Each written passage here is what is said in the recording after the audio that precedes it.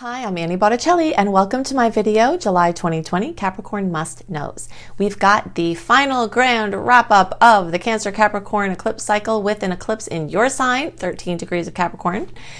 And this is going to make a huge set of endings coming in, which opens space for new beginnings. This has been a particularly rigorous couple of years for many people with Capricorn placements, myself included. And you're going to have your sort of wrap up.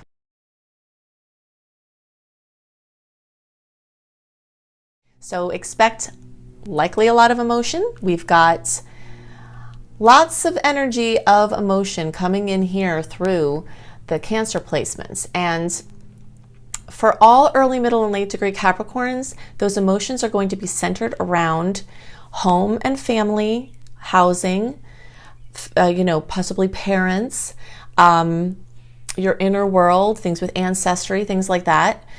And those of you who are in the beginning of the month, you're going to feel that relationship focus. See, it is 7th house right from the beginning, early degree placements. Those of you at the beginning of the sign, see that relationship focus. Let's just do a quick.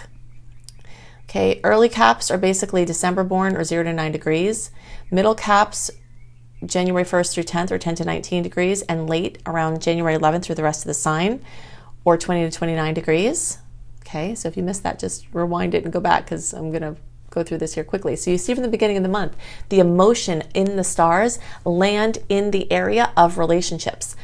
And as the month goes on, those of you in the later, like the January born, you're going to have the emotion come more and more to those sectors. But from the beginning of the month, that emotion is down here still, okay? Down here in health and pets. We've got a lot of energy, and the late degree placement's the same. You see this cluster of emotion is housed for January born right from the beginning of the month with your pets and animals and health and diagnostics and routines and your daily work experience. And then as the month goes on, for middle and late, these placements move into this relationship sector, okay? So you're going to have the emotion bridge in these two arenas for you. And of course, eclipses are always emotional. The eclipses bring life-changing things. So I will show you where this eclipse is going to happen and things you can expect from that and which of you will be most affected by this eclipse. But there are some other things I also want to cover, okay? Because this month I'm calling bubbling up and blazing forward as the theme, because we've been in this energy of personal planet retrograde. The personal planets are the ones closest to us: Mercury, Venus, Mars. When it appears like they're moving backwards in the sky, we experience something called retrograde, which tends to bring things back from the past. And this whole year is very much about the retrograde energies, but at the end of July into the beginning of August, we have a bubbling up, all right? So the end of July, Mercury and Venus will stop their post-shadow energy. Okay, so they'll be clear. And then Mars retrograde, the shadow period starts. But from around July 20th through the 28th, definitely want to write this down in your book. This is a time where if you've had to make a decision about all the emotional things that are happening, if you have to take action, if you have to move forward with something, if you have to launch something and you can't wait till 2021, the energy is going to be best in this time, because not only are we free from the retrogrades as much as we're going to be for the rest of the year, we're also having this window of nice aspects. The month of July has about equal sweet and salty aspects. And until around the 20th, they're like all sandwiched together. Salty, sweet, salty, sweet, salty, sweet. And then the same, after like around the 29th and then into August, this story goes on. But in this little window, you're getting freer every day from Venus and Mercury retrograde. And Mars is getting deeper into this energy of Aries. Mars rules Aries. Mars is going to spend a long time in Aries from now in July into the beginning of January. So there's impetus, there's impulsivity, there's recklessness that's bubbling up, and that's getting stronger as the month moves on. Perfect timing, because as you're getting like a bull in a china shop, you're moving into this window where it's really great to actually do something with it. Okay, so that's perfect. Now, we will talk about Mars more over the many months that is going to be retrograde, but just to kind of give you a focus now, all early, middle, and late degree placements are going to have a strong energy of Mars in the third house. Early degree placements will also have it in the fourth house, but this third house energy, so there's going to be a theme for all cap placements of educating yourself, maybe for advancing in your work, or maybe for a lateral movement within your work, or maybe for a different profession altogether. Education that will help your circumstances is going to be a very strong theme. And also writing, like expressing creativity, bringing more of your voice to your work and your life is going to be a huge theme. And that's going to get very, very strong now and be present for the whole rest of the year into the beginning of next year. For those of you in the early degree placement, Mars in the fourth house, will bring more themes of home and family and, housing and real estate from that Mars perspective as well. All right, so I'm likening the energy this month to a dog shaking off water after a bath, okay? Because we've had June and July of all of this emotion.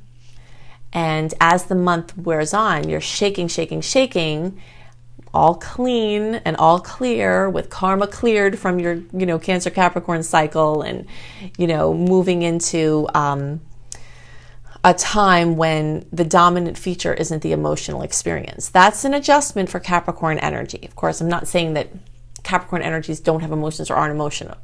That's ridiculous. We're sentient beings. All people are emotional. But the lens through which Capricorn looks at things is more practical, putting aside emotions. Unless you have strong placements in your chart that make this otherwise, pure Capricorn placements move through methodically, getting stuff done, being productive, having responsibilities, carrying the weight, doing everything that has to be done. And in June and July, there's like a lot of emotion, yours and other people, that can either be interfering with that or changing how you use your energy. And that's a big storyline that is present now that you have an opportunity to work with, which is, how are you going to use your energy? And there's a beautiful aspect on the 27th that is a theme for the whole year of 2020, because this has to do with, this is Neptune in Pisces and Jupiter in Capricorn. It happened on February 20th of this year. It's happening on July 27th, and it's happening on October 11th.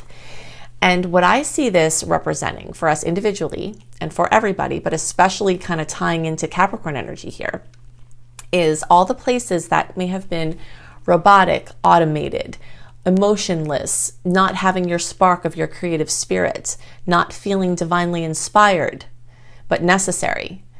This aspect is coming in right in that beautiful open window too, and bringing like a softness to it, an intuition to it. And I'm likening this particular aspect to voice to text on devices. I know that everybody understands what I'm saying when we talk about those voice to text or those other features as being very robotic and automated, where you could say something and it writes something completely different, sometimes involving curse words that you didn't even say. And you're like, oh my gosh, it's a good thing I caught that, right? Because you didn't say that. But this aspect in this time for you represents I'm making more human, I'm making more doable, I'm making more in tune with your inspiration and your intuition and your emotion, making your life and your systems and your work and your responsibilities more in the flow. All right, now this is a 60-degree angle, which means that some of this might just come to you, but more of it's going to come from you actively making a decision to do something with this. This is a 60-degree angle. It's an ingredient on the counter angle, I always call it, which means that you have the ingredients to make something great and you have to make something with it, right? So if you can spend this month looking through all of the things in your life and saying, okay, what is automated and regimented that needs a little more emotion, that needs a little more softness, that needs a little more humanity, then that's going to be using this energy in a beautiful way. Okay, let's see. There are around equal challenging aspects as there are sweet ones. So your perspective can really change how you feel this. It can switch it over to the positive. It's like riding the line there, like, oh, this is challenging, and then this is like, oh, this is great. And the more you can reframe in a positive light what's happening, the more you can really use these energies and keep positive. It's going to be very important to keep positive this month and know that the wetness of the emotion is going to start to fade as the month progresses. Okay, so let's talk about this eclipse. It's at 13 degrees of Capricorn. So 13 degrees, if you have your placement at 13 degrees of Cap, or if you're like January 3rd or the days around there, you're going to get hit with the most power from this. Or if you have any other Capricorn placements, and I always advise for you to do a free birth chart. Search for a free birth chart running online and see if you have more than one Capricorn placement and see what the degrees are, okay? Here's a cluster of Capricorn I can show you so you can run a free birth chart online. See how these are numbers 23, 24, 24, 29. Those are the degrees. The degrees run from 0 to 29 degrees. And a lot of the information I give you, we fine tune around where you're at in those degrees. So you might have more than one Capricorn placement. Like I'm a Sag, but I have my moon and my Venus in Cap. And if I didn't know my chart, I wouldn't know that these Capricorn eclipses were like rocking my world. I mean, I know it from it happening, but the more you know about the degrees in your chart, the more you can use astrology to understand how things might affect you personally. So the days around January 3rd or the days around 13 degrees, and we'll just take it back to like 8 degrees and up to like 18 degrees with a 5-degree orb in each direction. My reports are also for moon in Cap and rising Cap, by the way, and you would use the degrees that I gave you here, to figure out where you're at. All right, so the closer you are to 13 degrees or January 3rd, the more impact this is going to have on your life. Now let's look in the chart where this is going to happen. Of course, for everybody in the zodiac, work, career, fathers, father figures, bosses, your place out in the world are going to be profoundly affected from this eclipse. And for those of you in the early spectrum, 13 degrees falls pretty comfortably into the first house. Talk about what that means. Middle degree placements, this always happens with y'all. It could be right on the line here. So it's going to be in the 1st or 12th, depending on your exact degree, but it's going to be close enough in either direction to have the influence in either or both places. And late degree, you're very comfortably here in the 12th house, okay? So I'm going to give you some tidbits about what this represents, but I'm also going to refer you to a whole other video series that I created so that I didn't have to spare any details while still keeping the horoscopes not too long. Because I know that sometimes when I try to include all of the eclipse implications, that it really adds to the length. So now we have them separate. So all caps, look for my video, and you can search for Annie Botticelli and the video I'm about to tell you, or you can just go to my homepage, Annie Botticelli YouTube, scroll to the bottom of the homepage. There's a whole eclipse series of eclipses through every sign and house. So you want to find eclipses in Cap. All right, so I will give you, or 10th it's called. I will give you all the things that I have seen in my decades of working with astrology of how I've seen these eclipses manifest when they happen in this configuration. Okay, so that's going to be relevant for all of you.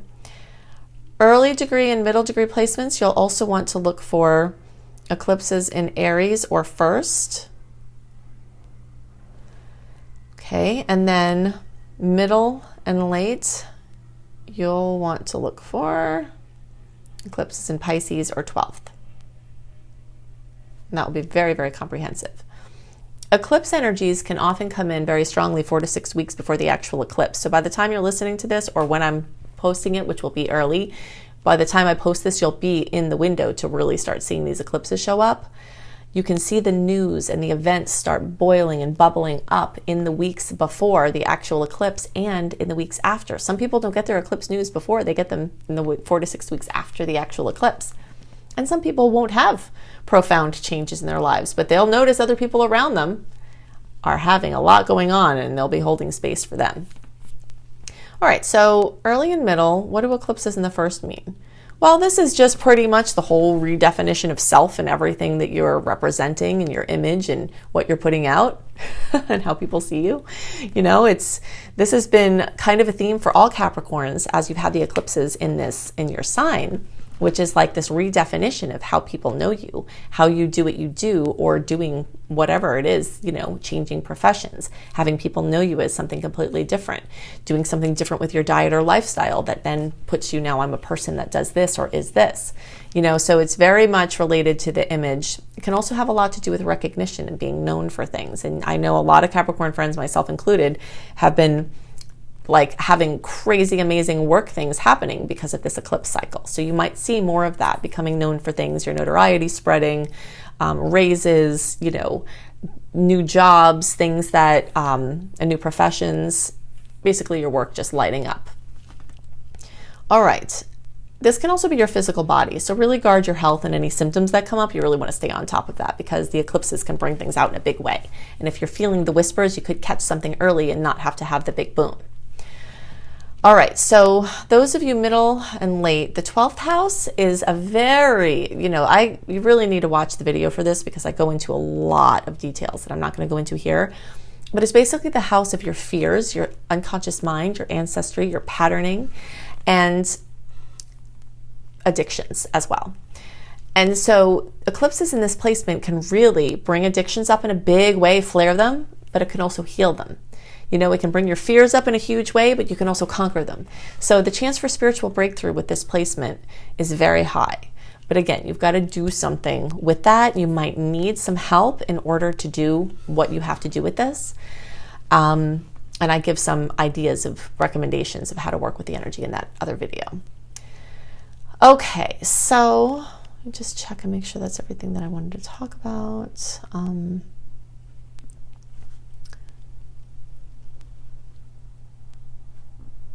Something very notable with your female line might occur in the from the way of repressed receptivity. Okay, so you can use the energy feminine, or you can use the energy receptive side. Every person, regardless of what gender they are or how they identify, has female, feminine energies within them. And when we have this crazy, I'm not going to get into what Black Moon Lilith is like because I could write a whole book on the whole Lilith triad.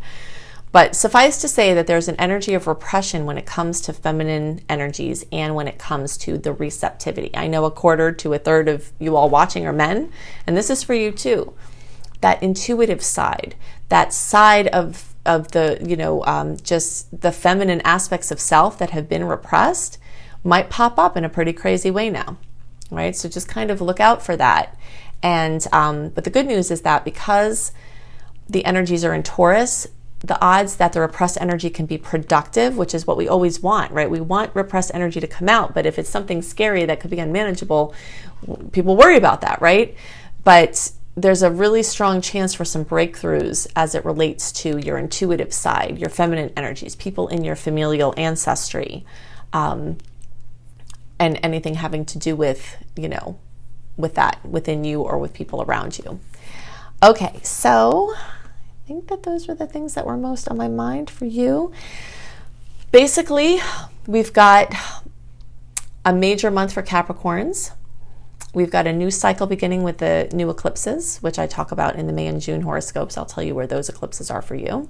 If you want a write-up of all of the aspects to note, the dates they are and what you can expect from them delivered into your inbox 1 month early, go to anniehelpsyou.com and sign up for my free email newsletter. You also get my free 28-day virtual coaching program called Shine for free when you do that. And you can also see lots of blogs on my website at anniehelpsyou.com. All the links I'm giving you are in the notes underneath the video as well. If you want written horoscopes that are up a month early, that talk about sometimes different things than I talk about in the videos and also very simple, they're not technical at all, you can go to cozybysweetstarlight.com, and there are lots of Astrology Kissed blogs there that you might love. If you would love to learn astrology and you resonate with how I teach, or you'd like to check out my wealth of free courses, you can see my course, Becoming a Professional Astrologer Mastery Course, and my growing list of free courses also at lumelife.com, my school Luminous Life Multiversity, LUME life.com. I hope you have a wonderful month, and I'll see you next month. Bye.